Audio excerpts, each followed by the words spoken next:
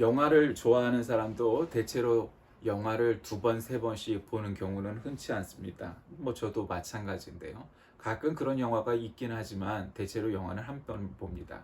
왜냐하면 그 아는 영화, 이미 본 영화를 또다시 본다는 건 그 다음 어떤 장면, 어떤 스토리, 어떤 대사가 이어질지 이미 알고 있기 때문에 그만큼 재미가 덜한 까닭일 겁니다. 아, 우리의 인생을, 인간의 삶을 출생에서부터 사망에 이르기까지, 그리고 그 이후에 어떤 일이 이미 알고 있다 하는 것은 어쩌면 영화 보는 것처럼 재미가 없는 일일 수도 있습니다. 그걸 모르는 사람이나 세상 사람들처럼 그냥 지금을 즐기자, 아모르 파티, 지금의 현재 그대로 즐기자 하면서 살면은 훨씬 더 인생이 즐겁고 재미있을 것 같기 때문입니다. 그런데 우리는 복음을 통해서, 성경을 통해서, 믿음을 통해서 우리가 육신은 쓰러지지만 결국 우리 영혼은 하늘나라에, 천국에 갈 것을 알고 믿고 살아가서 어쩌면 우리 인생이 재미없을 듯 합니다. 아마 믿지 않는 사람들 입장에서 본다면 믿음의 사람들, 크리스찬들의 삶은 재미가 없을 겁니다. 빨간 날 놀러도 좀 가고 술 마시러도 가고 남들처럼 막 놀러도 다니고 얼마든지 그렇게 자유로울 수 있는데 꼭 주일만 되면, 일요일만 되면 꼭 교회에 가서 예배를 드리고 또 뭐 수요일, 금요일 새벽기도, 특별 집회, 그리고 봉사 등등 한국 교인들처럼 그렇게 열심히 교회에서 신앙생활하고 봉사하는 사람들이 어디 있겠습니까? 그러니 그러다 보면 우리 삶이, 생활 자체가 재미가 없이 보일 수도 있고 뭐 또 실제로도 그럴 수 있습니다. 그럼에도 불구하고 우리가 믿는 까닭은 우리의 믿음에 확신이 있기 때문이고 또한 그것을 성령님께서 증거하시기 때문이라고 믿습니다. 가끔 사람들은 삼위일체, 다음 주가 이제 삼위일체 주일이 되겠지만 삼위일체 하나님에 대하여 이해하기 어렵다, 비논리적이다, 비이성적이다 그렇게 치부하곤 합니다. 그렇게 따진다면 사람이 자기가 저지른 죄가가 있는데도 불구하고 예수님께서 우리를 대속해 주신다는 것 자체도 비이성적인 일이죠. 따지고 보면 신앙에는, 성경 안에는 비이성적인 일 꽤 많습니다. 그것이 다 비이성적인데 굳이 삼위일체 하나님이 비이성적이다 말하는 것은 그건 말도 안 되는 얘기입니다. 사실은 신앙 자체가 비이성적이죠. 어떻게 이성적으로 따져서 천국 가고 의인이라고 인정받을 사람이 세상에 어디 있겠습니까? 아무도 없습니다. 그런데 예수님께서 이 땅에 오셔서 십자가에 달려 돌아가셨다가 부활하셔서 40일 동안 이 땅에서 다시 공생애를 완성하시고 부활 승천하시죠. 하늘로 올라갑니다. 그러니까 이제 사람들은 일종의 패닉 현상이 있었을 겁니다. 아니 이제까지 예수님만 바라보고 있었는데 부활하셔서 이제는 다시 예루살렘으로 입성할 수 있겠나 보다 그렇게 착각하는 사람도 있었을 텐데 예수님은 40일 만에 그냥 승천해버리고 마셨습니다. 그러니 얼마나 패닉이 왔겠습니까? 예수님만 믿었는데 예루살렘 입성하면 내가 정권을 그냥 좌지우지하는 그런 사람이 됐을 텐데 뭐 여러 가지 다양한 생각을 가지고 있었을 겁니다. 그런데 이제 그때 사람들이 정기적인 예배, 이제는 안식일인 토요일이 아니라 주님의 날, 주일인 일요일 날 모여서 예배를 드리고 하는 일들이 많았고 또 모여서 종종 기도하고 사람들을 파송하고 합심하고 하는 그런 일들이 많았는데 마침 오순절 날 마가의 다락방에 모여서 기도를 하다가 불같이 성령이 임하는 장면이 사도행전 2장에 보면 나오고 그때부터 비로소 교회라는 것이 시작됩니다. 우리는 그것을 초기 교회 혹은 초대 교회라고 부르는데 성령의 나타나심으로 교회가 시작되는 거죠. 그러니까 지난주에도 그런 설교를 했지만 하나님께서 직접 만드신 것은, 조직은, 유기체는 딱 두 가지입니다. 가정과 교회입니다. 성령님의 오심으로 교회가 시작됐습니다. 그러니 카톨릭에서처럼 베드로가 초대 교황이고 따위의 일들을 그리 따질 필요가 없습니다. 그것은 오만한 것입니다. 원래는 5대 본산 교회가 있었죠. 로마가 있었고 콘스탄티노플이 있었고 예루살렘이 있었고 안디오키아가 있었고 그다음에 그 북아프리카 이집트에도 또 알렉산드리아가 있었고 이제 5대 교구가 있었죠. 그리고서 이제 거기서부터 갈라졌으니까 로마 교회가 정통이다 말할 근거는 사실 없습니다. 어떤 면에서 보면 로마 가톨릭 교회보다 이 동방 정교회가 초기 교회의 전통을 더 잘 유지했다고 보는 것이 일반 교회사학을 공부하는 사람들의 공통된 의견이기도 하기 때문에 내가 정통이다 이렇게 말할 근거는 없습니다. 다만 이제 그리스도로부터 비롯된 이 모든 기독교회들이 한마음 한뜻으로 뜻을 같이 할 건 같이 하고 또 나뉘어져서 또 신앙생활을 해가면서 협력하고 하는 일들이 필요하겠죠. 어쨌든 교회의 시작은 성령님의 강림입니다. 구약 시대에는 사람들이 성령님의 존재를 잘 몰랐습니다. 물론 예수님의 존재도 잘 몰랐죠. 그러나 이미 창조 때부터 하나님에 대한 말이 다 복수로 나와 있던 것을 알게 됩니다. 구약 성경은 이미 예수님 오시기 전부터 쓰여진 성경책인데 이미 바벨론 포로기 이후에 기록되기 시작하죠. 근데 이미 그때도 하나님이라는 단어 엘로힘이라는 복수로 쓰여지는 것들을 우리는 많이 찾아볼 수 있습니다. 그리고 다니엘서와 같은 그곳에서도 하나님이 복수로 우리들이 이렇게 표현하는 대목도 나오죠. 그러니까 이미 그런 것이죠. 그러니까 일은 삼이다 하는 삼일체 교리와 성령 하나님에 대한 존재를 우리가 이해하지 못한다고 존재하지 않는 것도 아니고 또 이해한다고 한들 그것을 다 파악하기도 어려운 것이고 일종의 신앙의 신비입니다. 신앙의 신비가 여러 가지가 있지만 구원도 그렇고 삼일체도 그렇고 천국도 그렇고 뭐 기타 등등 여러 가지 성경에 나와 있는 많은 일들이 다 신비 있지만 특별히 이 오순절날 성령님께서 이 땅에 우리에게 드러내셔서 현현하셔서 나타나셔서 결국 삼일체 하나님이 계시구나 하는 것을 우리가 깨닫게 되는 거죠. 오죽했으면 그냥 간단하게 한 분 하나님이야 그냥 하면은 훨씬 더 선교하기에 더 편하지 않았겠습니까? 그러니까 이방 사람들도 그냥 하나님은 한 분이야 유태교나 또 이슬람교처럼 그렇게 표현했으면 훨씬 쉬웠을 겁니다. 그럼에도 불구하고 그 사실을 다 알고 겪었던 우리 선조들이 신앙의 선조들이 삼일체 하나님에 대한 교리를 그대로 지켰던 것은 성경에 그렇게 삼일체 하나님이 나타나셨기 때문에 그 성경에 나타난 것을 지키기 위함이었죠. 물론 이 삼일체 교리에 관해서 여러 가지 이단들도 있었고 도전도 있었고 또 우리는 삼일체가 아니고 단성론 즉 단일신론 뭐 여러 가지 그런 이단들에 대한 신론과 기독론에 대한 도전들도 우리는 다 이겨나가면서 이 삼일체를 지켰던 것은 바로 오늘 이 성령 강림절날 오순절날 성령님께서 오심으로 인해서 우리에게는 오순절은 구약시대 때의 절기였지만 이제 이 신약시대에는 그 이후에는 성령 강림절로 지키는 거죠. 우리는 이제 부활절에 비해서 우리는 성탄절이 제일 큰 게 느껴지는 나라지만 사실은 부활절이 제일 큰 교회의 행사고 유럽이나 미국 같은 데 보면은 부활절에 방학도 합니다. 짧게. 그래서 그만큼 부활절이 큰 행사인데 부활절 다음에 이제 오는 이제 교회의 큰 절기가 오순절 혹은 지금은 성령강림절이죠. 우리는 성령강림절에 대한 이해나 깊이가 서양 사람들만큼 그렇게 크지 않지만 그 나라들은 기독교 국가로 수천 년 동안 지켜왔기 때문에 이미 성령강림절이 큰 행사라는 것을 우리가 알게 됩니다. 그래서 저는 오늘 이 로마서 8장 22절에서 28절 말씀을 중심으로 해서 우리의 승리 이런 제목으로 말씀을 나누고자 합니다. 피조물이 다 이제까지 함께 탄식하며 함께 고통을 겪고 있는 것을 우리가 압니다. 인생이 불교에서는 고통의 바다라고 말하죠. 순간순간이 계속 다 어려워요.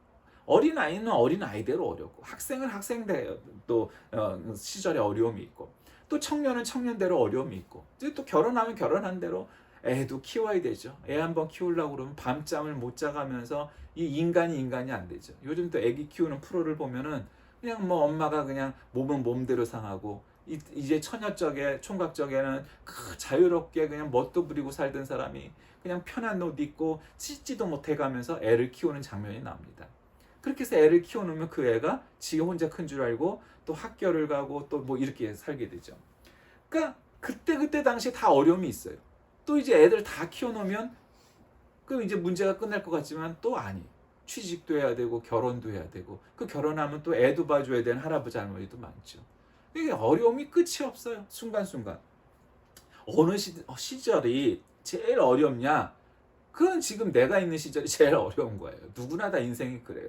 학생 때는 공부하는 게 제일 어려운 것 같아요. 그러면 이것만 공부만 안 하면 직장 다니면 편할 것 같지만 공부할 때가 제일 좋았다라는 것을 직장을 다녀보면 아는 거예요. 직장을 다녀보면. 그리고 또 그것도 결혼하면 또 달라지고요. 애 낳으면 또 달라지고요. 또 손주 낳으면 또 달라지고 점점 인생이 그럴 거라고요. 그러니 인생은 어려움의 연속이죠. 인생은 어쩌면은 어려움의 산맥을 넘어가는 것일 수 있을 것 같아요.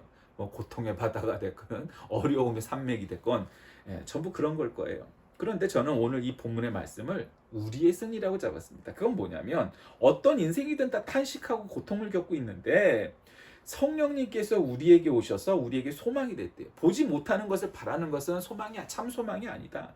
보지 못하는 것을 참음으로 인내함으로 기다리는 것이 그것이 참된 기쁨이고 그것이 참된 승리고 그것이 참된 소망이다. 우리에게 그렇게 말씀을 하고 있어요. 오늘 본문에서.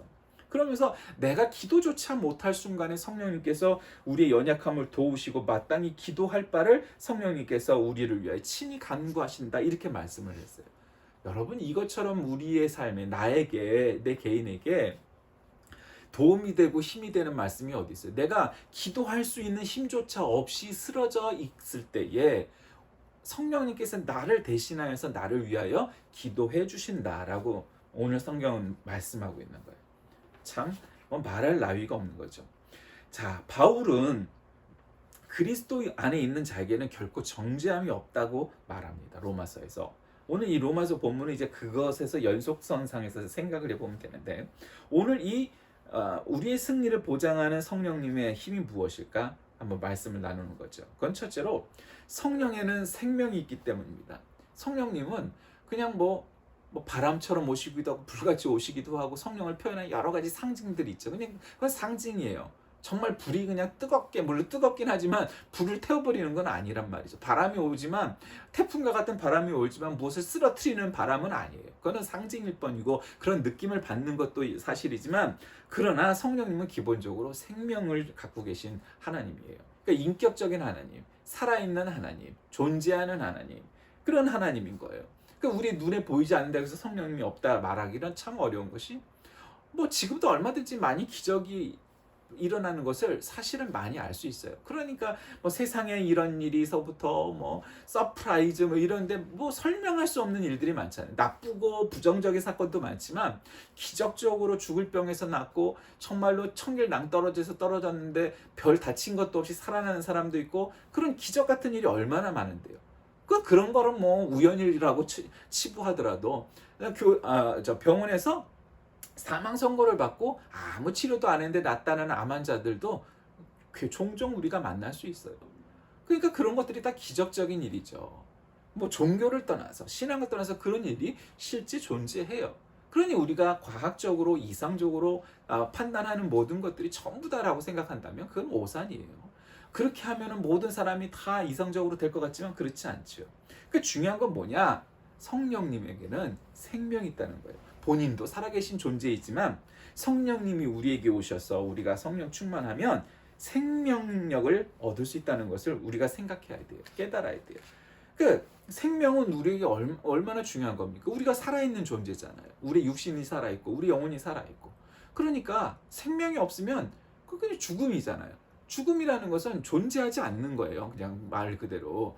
물론 이제 거기서도 철학적으로 더 깊이 들어가면 존재냐 비존재냐서부터 명시적이냐 비명시적이냐 따지기 시작하면 또 복잡해지지만 어쨌든 죽어 있다는 건 생명이 없는 거잖아요.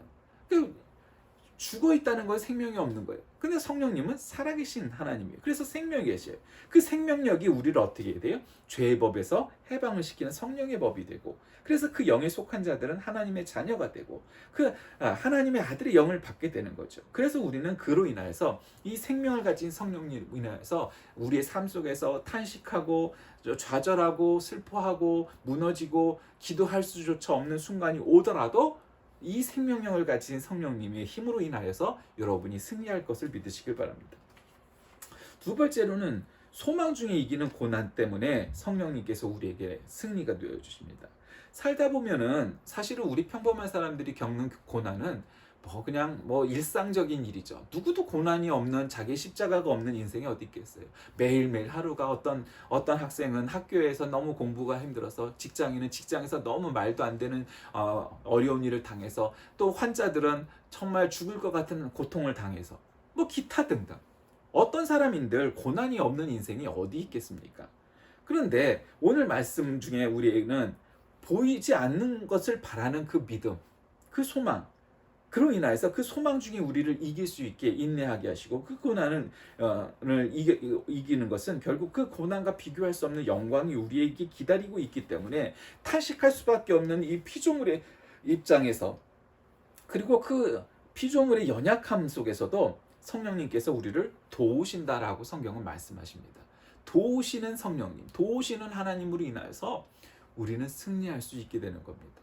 그러니 아픈 사람도 기도할 수 있는 거죠. 그리고 도우시는 성령님을 체험할 수 있는 거죠.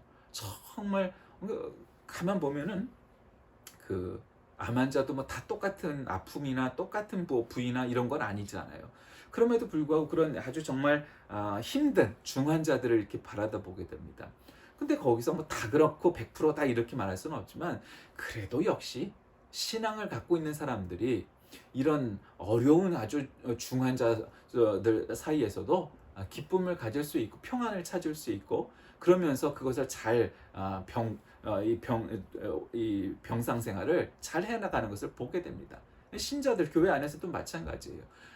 참 별거 아닌 것도 그냥 막 난리 부리다가 뭐 그냥 생각보다 더 오랫동안 치료를 해야 되는 그런 경우도 보게 되지만, 그러나 정말 크게 다치고 크게 아팠는데도 보면 금세 그냥 말끔히 또 치료하게 되는 사람들을 보게 돼요. 뭐 그것이 정신력이라고 표현하든 그것이 신앙심이라고 표현하는 간에 어쨌든 그런 강인함이 있는 사람들이 잘 이겨내가는 것을 봅니다. 그것을 바로 도우시는 분이 성령님이십니다. 셋째로는 하나님의 영원한 사랑으로 인해서 우리는 승리를 확신할 수 있습니다. 왜냐하면 오늘 본문 말씀에 모든 것이 합력하여 선을 이룬다고 말했습니다. 세상을 살다 보면 모두가 적일 때가 있어요. 나 빼고는 다 적이야. 그러나 또 정말로 하나님께서 역사하시는 그 순간 모든 것이 합력하여 선을 이루는 순간도 우리는 체험하게 됩니다. 사람을 통하여 역사하시기 때문이죠. 물론 하나님이 다이렉트로도 역사하시겠지만 대체로는 다 사람을 통하여 역사하시는 것이에요. 그리고 우리의 필요와 니즈를 다 아시는 주님께서 모든 것을 주시는 하나님의 은혜와 사랑이 있고, 그리고 끊임없이 우리를 포기하지 않으시는 하나님인 것을 너무도 성경을 통해서 우리는 잘 알고 있잖아요. 그러니까 그것이 어떻게 하느냐? 성령님을 통하여서 그것이 오게 되고, 그래 따라서 우리는 우리의 승리를 확신할 수 있게 되는 겁니다. 여러분 정말 예전에 2002년 월드컵 경기를 가끔 보여주기도 해요. 예전 북경 아시안 게임 북경 월드컵에서 올림픽에서 야구 그 결승전을 가끔 보여줘요. 왜 보여줘요? 정말 위대한 승리였고 사람들이 모두가 기뻐했던 그런 큰 승리들이니까 그런 아주 큰 경기들은 가끔 재방송을 해줘요. 전 잘 보지는 않지만 그래도 이렇게 보면 그때가 생각이 나요. 월드컵 때, 올림픽 때, 아시안 게임 때 금메달을 따고 4강을 하고 했던 그런 승리의 순간들이 다시금 우리에게 어떤 희망을 주고 힘을 주고 참 기쁨을 주잖아요. 다 알잖아요. 그 결과를 아니까 그 경기 자체가 지금 지고 있어도 우린 다 알아. 이겼다는 거를. 이미 몇 년 전에 있었어. 그래서 그 경기가 아무리 지고 있어도 숨 막히지 않아. 그래서 보는 재미는 없지만 그래도 마음이 놓여요. 왜? 이미 이긴 경기니까 다 안단 말이에요. 우리의 인생이 그런 줄 믿으시길 바랍니다. 여러분 지금 아프십니까? 지금 어려우십니까? 남에게 말 못할 고통과 고민과 문제가 있습니까? 있으시겠죠. 없는 분이 어디 있겠어요. 다 마찬가지예요. 다 있어요. 정도의 차이가 있겠지만. 그러나 중요한 것은 성령님께서 우리에게 계시다는 것은 이미 승리한 경기를 다시금 재방송으로 보는 것처럼 우리는 이미 승리했다. 우리는 이미 천국 간다. 우리는 이미 하나님의 은혜로 천국에 불리어 올라갈 것이다. 우리는 백보자 심판대에서 걱정할 필요가 없다 하는 사실을 이미 알고 있다는 것이죠. 그것이 믿음이에요. 그냥 값없이 주시는 믿음이에요. 그러니까 내가 하나님한테 뭘 제대로 헌금도 안 하고 봉사도 안 한 것 같은데 그 사실로 우리의 구원이 영향을 받지 않는다는 겁니다. 내가 헌금을 많이 해야, 내가 봉사를 많이 해야, 내가 목사나 장로나 권사쯤 되어야 와 같은 일들은 구원에 아무런 영향이 없다는 것이 오직 믿음만이 우리를 구원케 하시는데 바로 거기에 이 성령님께서 우리의 인생이 승리자라는 사실을 확신케 하는 근거가 된다는 겁니다. 말씀을 정리합니다. 그리스도인은 신자는 모든 하나님의 양자로 대우를 받는 신분 변화의 그러한 체험을 소유하게 되죠. 하나님을 그래서 아버지라고 부를 수 있는 특권이 주어졌을 뿐 아니라 자녀로서의 모든 혜택과 법적인 문제까지 보장받게 되는 겁니다.